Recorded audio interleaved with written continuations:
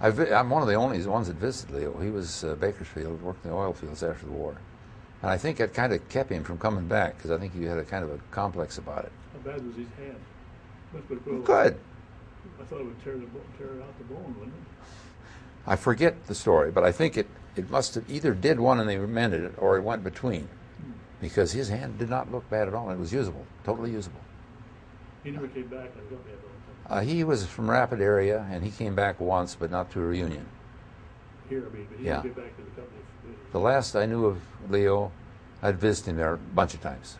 Every time I'd come across Bakersfield area from the coast, I'd stop and see Leo. I came back to reunion either 2 or 4 years ago, and called his number, check on him, report on him when I got back here. He died 2 weeks before. I liked the guy. You stay with the company then after all the way through, or where'd you? I was, let's see. You get a rotation somewhere? Well, finally, no, not with the company, see. I got from, when I was, all right, I got the chemical warfare job and went to headquarters company. My main job was hauling the generator around. Well, I ran a few schools and ran the guys through tents with tear gas in it and things like that. My main job was driving the weapons carrier that had the colonel's power plant behind it and setting that up and providing his power. That was the electrician's job. Yeah, I was a pretty good electrician as well as and in general nut.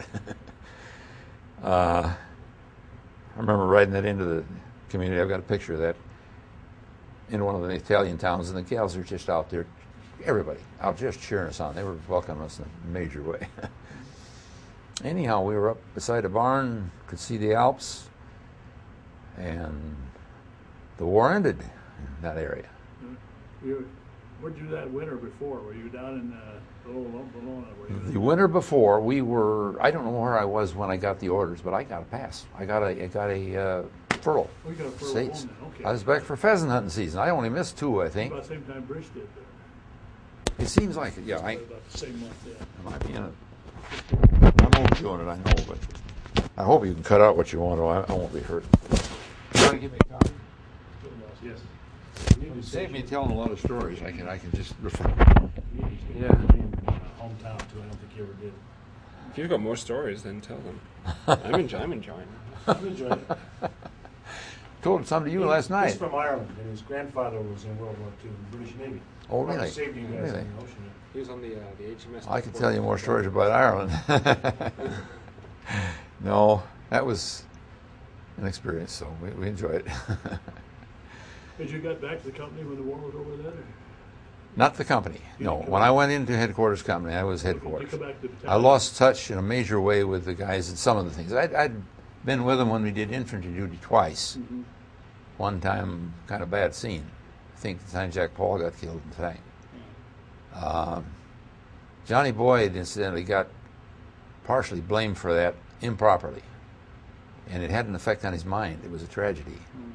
He ended up kind of a psycho. If he didn't take medication, he got in trouble. I visited him in Carolina 2 times, maybe 3. Oh, gosh. After you furloughed, did you get back to the battalion then, or? Yes, I came back, got back in the replacement center for Christmas. Bad experience, horrible experience. Drunk guys in the chow line, Naples. The coffee, as you may remember, was made in a big garbage can. Strictly a typical galvanized, what I would say was a garbage can. With cream in it and sugar, I think, and not very hot. Drunks in the line, and I don't know what the food was, but the circumstance getting to it was just turned me off. I'll never forget that. That was the sickest Christmas of my life. So you did get back up. Got back to headquarters company on New Year's Day afternoon, just a little bit too late for any New Year's dinner. But it was silly to be back with the 109th, not with some other darned outfit. Yeah. That's where it went from, and the end of the war. I remember, oh gosh. Racing around the Po Valley, you remember that probably. Just before we got to the Po Valley, I did the movies at that point. I had the power generator, and I did the movies for the companies. They'd come into the headquarters area, and we had a long tent set up.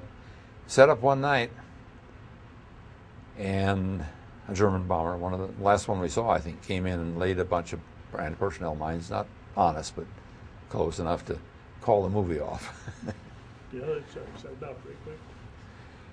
And then it was the Po Valley after that. I don't remember much about it right now. Yeah, okay, well, good. So you came back about St. all of us. Well, there's a tale on coming back. I don't remember where we were exactly, but the officers threw a party for all those that were leaving. We had been transferred of all the horrible things. Was it the 34th, 31st, or the 88th, wasn't it? 88th? Okay. Now what a blow! Get transferred into some doggone dumb outfit that didn't have half the reputation the 34th had to get our discharge papers reading from that company. Still bugs me. No, I don't mean that. Nothing bugs me anymore except motels that don't have phones. Threw a big party, and I remember that it was colorful, pretty red color, and it had vodka in it. And darn if, there's only twice that I drank too much in the war. Really, twice I got enough effect. Once was after we helped the Italians harvest, some of the 100th Italian boys and some of us, and we provided the gas for the big old-fashioned thrashing machine with a tractor way over here at the other end of the belt. And then they threw us a chicken dinner. Chicken and vino, I should say, dinner. And I drank a little too much that night. As I walked back to the company area, headquarters company, I remember stepping over ditches like they weren't there. I was floating. My comment was, it's a good thing there's no women around tonight because I probably wouldn't have brains enough to stay away from them. Bunk. What's the rest of that story? I guess that's the story. That's the first time you got Yeah, the other time was when the officers were throwing the party. And we had loaded up pretty much. Our barracks bags weren't aboard the trucks. But I walked back to the area where the trucks were, picked up my barracks bag, had it on my shoulder, or set it down beside the truck, moved it over to the truck. Shook hands with Lambert Witt, sobered up, and tried to pick up that barracks bag. It got 3 times as heavy. I was sober, totally sober. The light just went on, you just went from under the influence to not. I got it on the truck, but it was harder, much harder. What did you do after the war then? I went pheasant hunting. About the first thing. Back through Ripley. Ripley? Yeah, it was Ripley, wasn't it? Minneapolis, whatever Minneapolis is. No, it isn't Ripley. One in Fort Minneapolis, Snelling. Snelling, Fort Snelling, right. Great day. Fantastic. They got some good pictures of that. And got back to Madison, went hunting pheasants. And I had heard that the University of Illinois was a great place for a chemical engineering school. And I had a pretty good background in chemistry. Not inorganic, however, all organic chemistry. So when I got down, I went to the University of Illinois, got set up, got accepted, and got set up in the old gymnasium bunks. University of Illinois, yeah, University of Illinois. Anyhow, there's a bit of a tale there somewhere. Darn it, I'm slipping. I'm wearing out. It could be.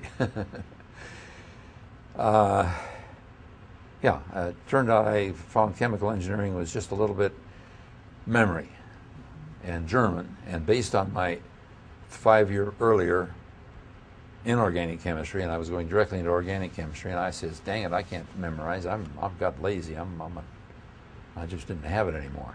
So I backed off, and I ended up in mechanical engineering. Could have gone clear to general engineering. I didn't do that. Went to work there. One of the lucky guys to get a job that year. I got out. About less than 20%. I think it was 10% actually. That didn't have jobs. That had jobs. I went to work for Westclox, Big Ben's baby events. Okay. Worked there 7 years. Said, heck, this is no place for a big shot danged engineer. You sympathize with me there. Not quite that attitude, but at least I didn't think it was really befitting of a training that I had. Had an invite to come to California to go to work for Aerojet. And letter came between Christmas and New Year's. I was working. Wife saw the letter. Her mother was visiting. Her sister was visiting. She read the letter and she says, I think I know where we'll spend next Christmas. And we did.